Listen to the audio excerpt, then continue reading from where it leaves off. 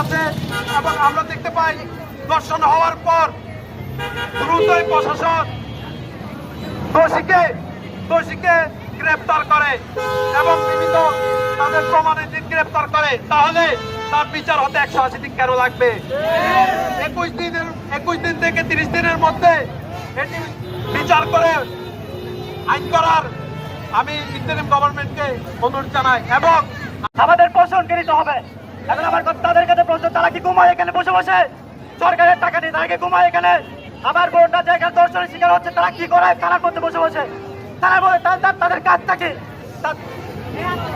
তাদের কাজ হচ্ছে আমাদের জনগণের, আমাদের বোনদের নিরাপত্তা দেওয়া। তারা এখানে থানার মধ্যে বসে বসে করে নাকি এখানে?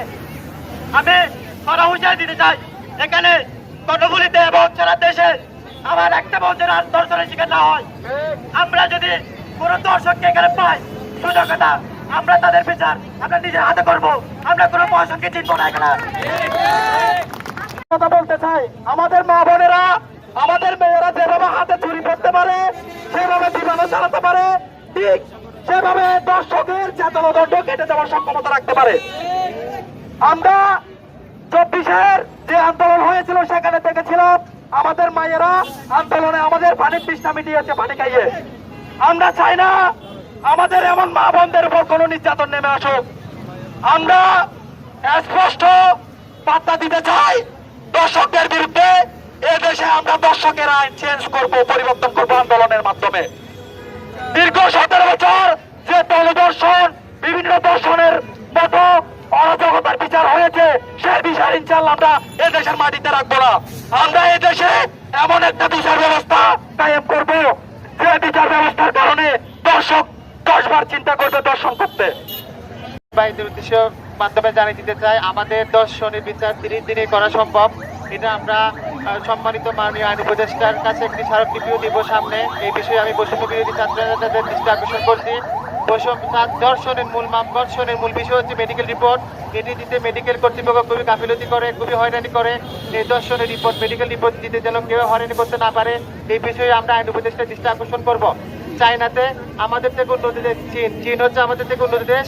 ওরা মেডিকেল রিপোর্টের উপর ভিত্তি করে আদালতে রায় দিয়ে দেয়, তাহলে বাংলাদেশে কেন পারবে না? আমি বলতে চাচ্ছি বাংলাদেশেও 30 দিনে দর্শনের মামলা রায় দেওয়া সম্ভব। আমাদের দর্শনের পক্ষে যারা সাক্ষী দিবে তাদেরকে নিরাপত্তা জোরদার করার জন্য আমরা সবসময় নিরাপত্তা বলে গড়ে তুলবো।